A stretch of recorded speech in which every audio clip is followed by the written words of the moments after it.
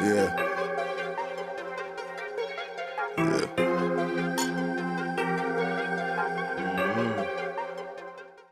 What is going on, guys? It's me, Miles46HD here, and welcome to today's video.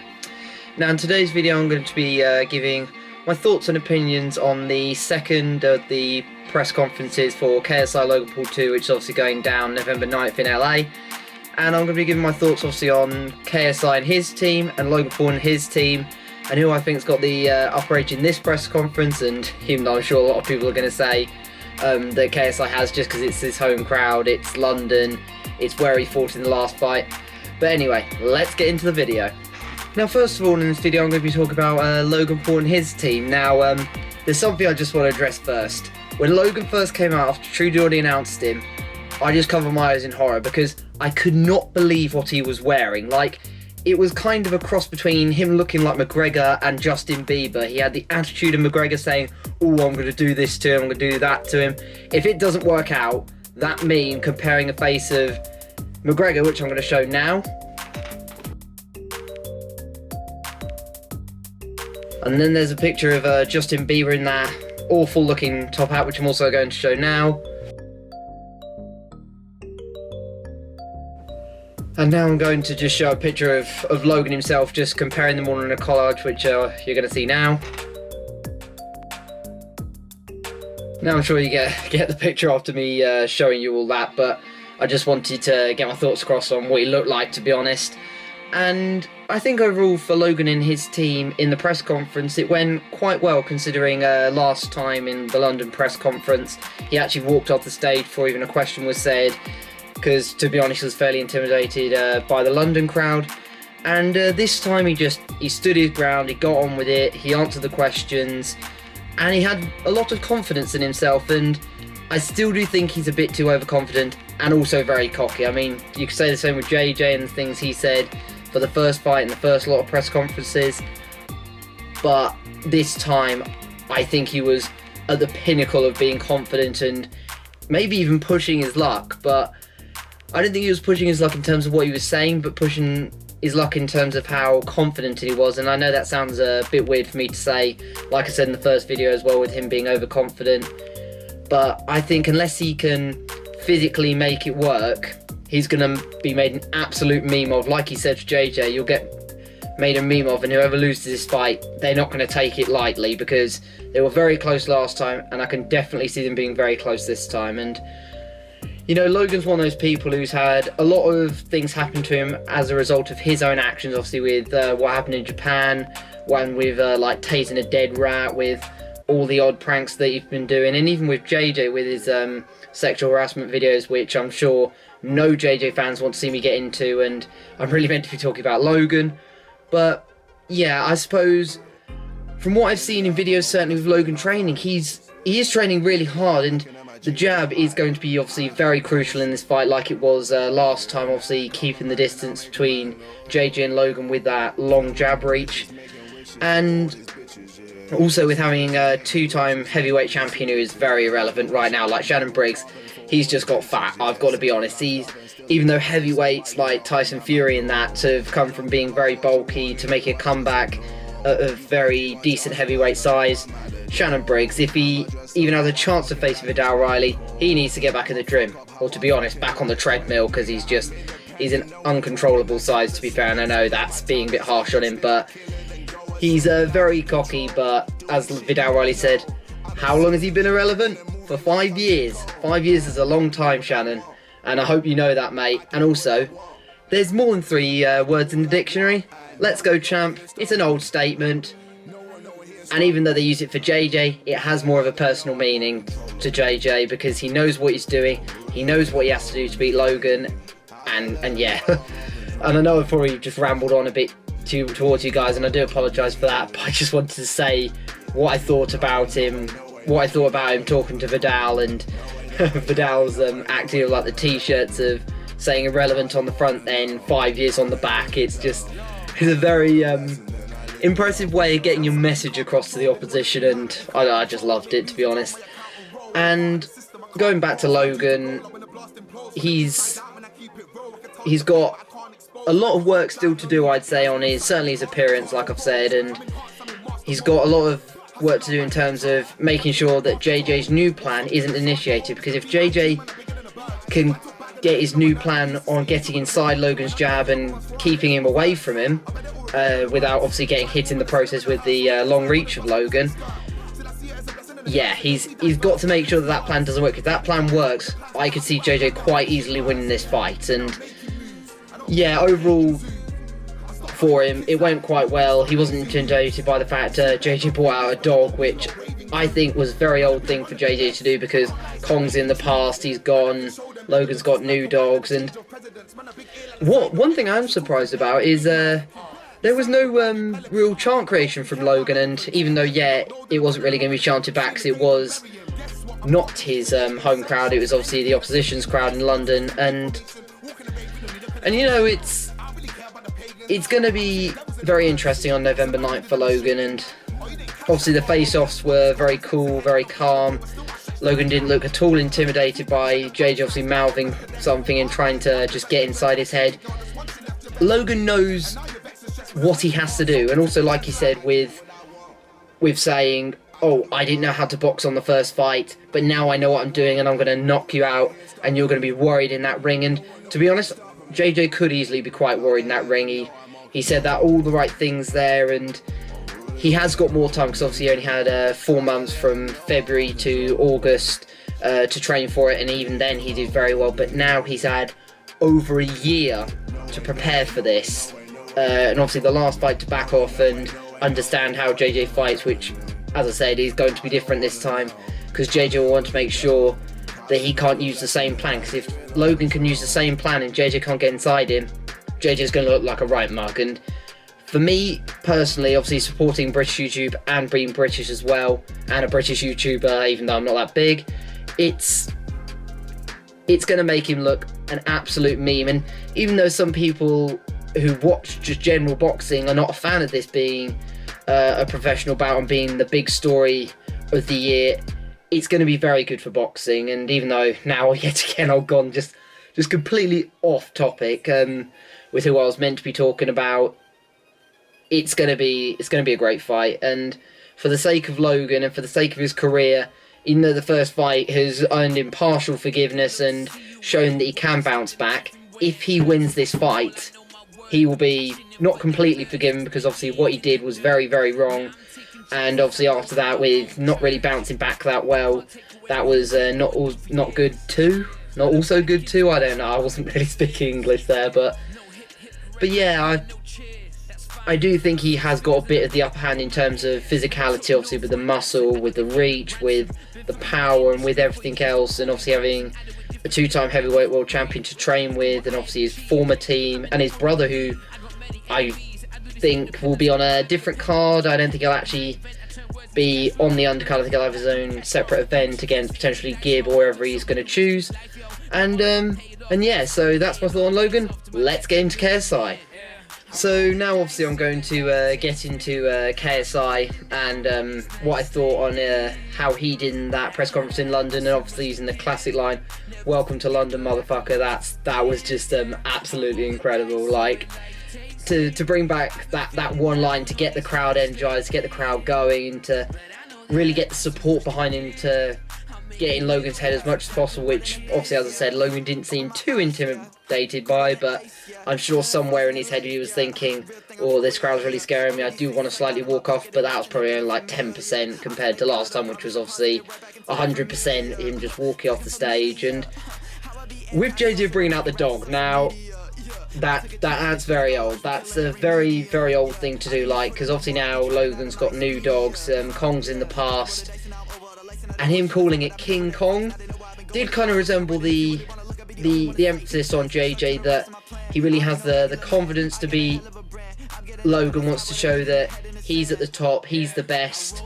He wants to show his power, show his confidence, just show anything to prove to Logan that he's going to be in that ring on November 9th and he's going to be worried. Like,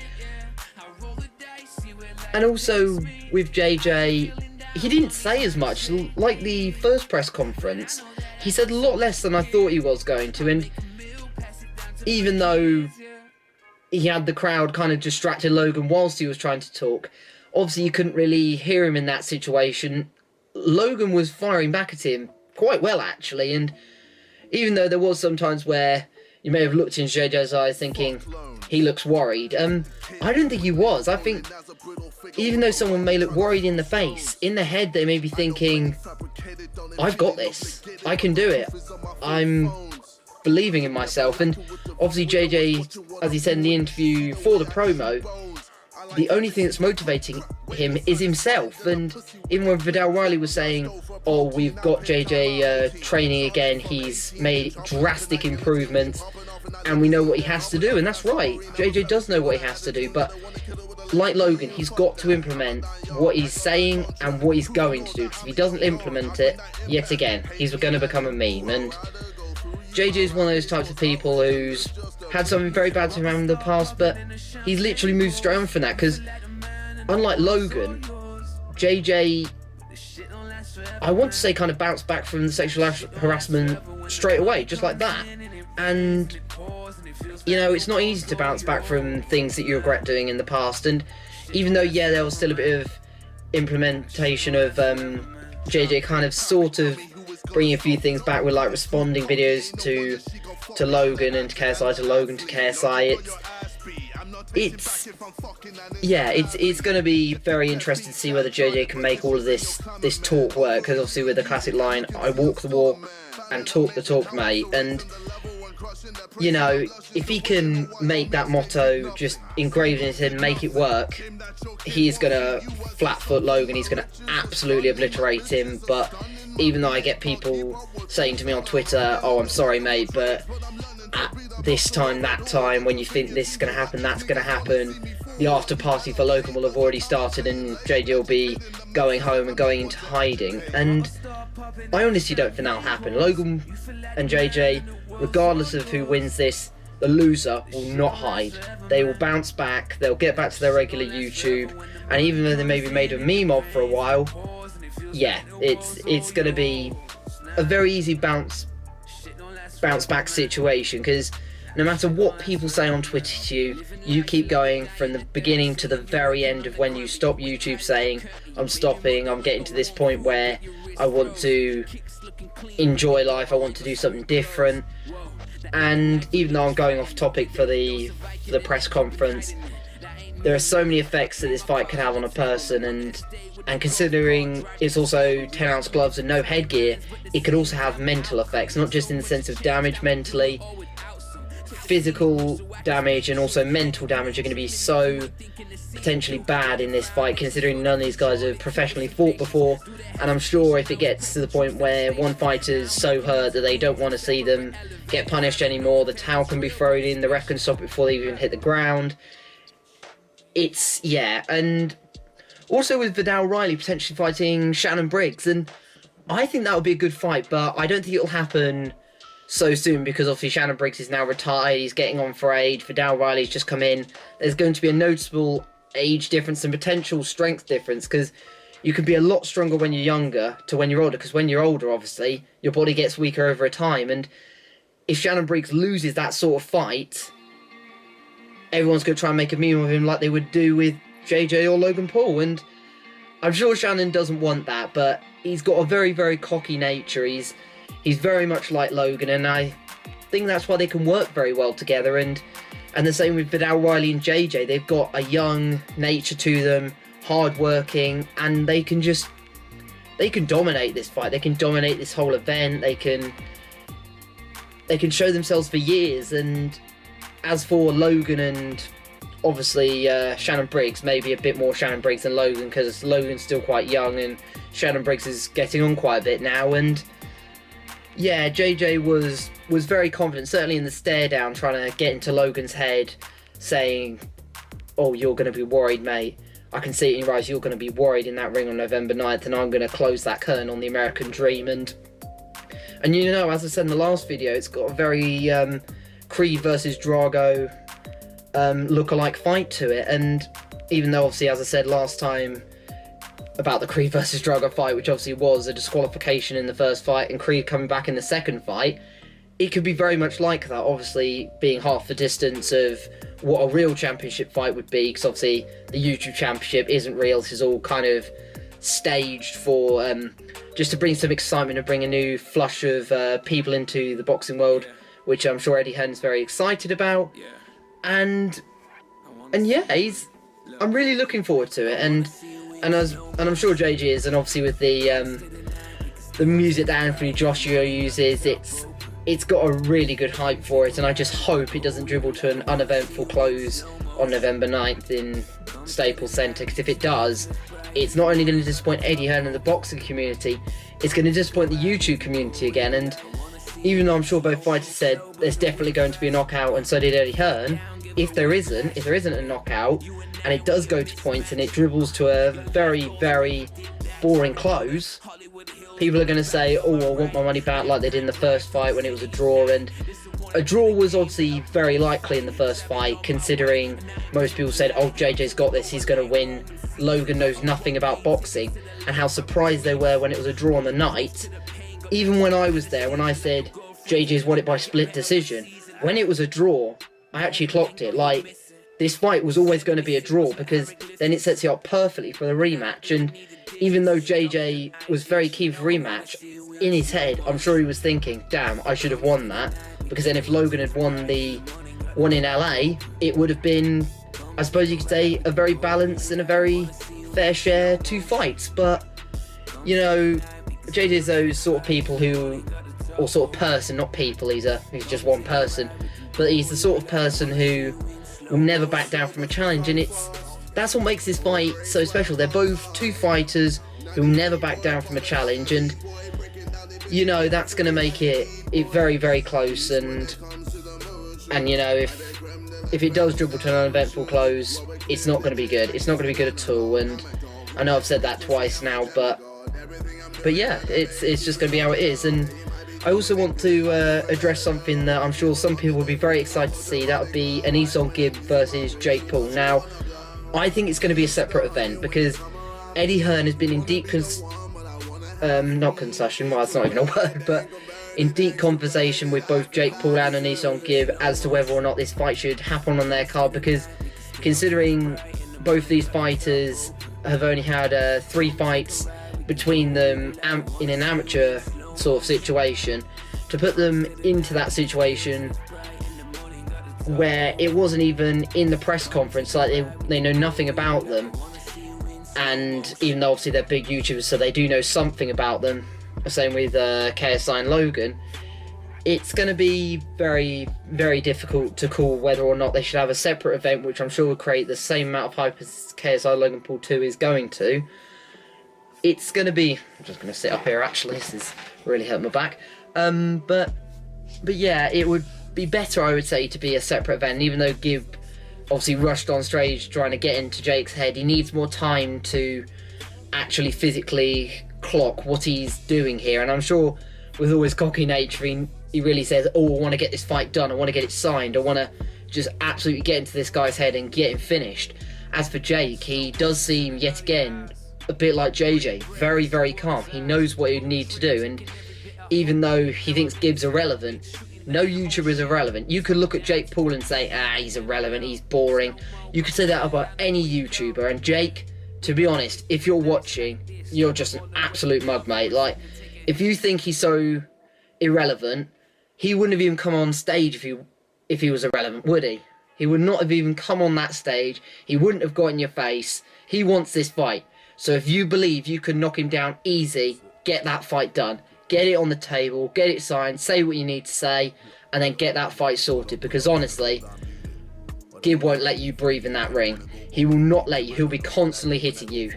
And even though I seem like I've kind of just challenged him myself, which I kind of would want to do, but I don't as such actually have the boxing experience. It would take a lot of work to do something like that, and I want to see what Gibb can do against him first, and maybe I'll consider it in the future. But, you know, this video is probably going to be a bit more about just generally the fight, and also a bit about the press conference, because I've kind of like muddled it in a bit now. But you know, yeah, that fight should definitely be on a separate event, I would say. I think it would create a lot more hype for another fight in the year, maybe in the new year more likely, because obviously it's coming towards the close of 2019 going into 2020, and I think it'll be a good starting fight for the new year of boxing. And yeah, so well, I do hope you guys have somewhat enjoyed this bit of a sort of a ramble and thoughts and opinions video. I just wanted to get my thoughts out there on the second press conference, and now obviously with a month to go, we're looking ahead to the fight and the weigh-in and the final face-off. But yeah, I do hope you guys have enjoyed this video. Please leave a like, comment, and do not forget to subscribe, and I'll see you all later. Peace.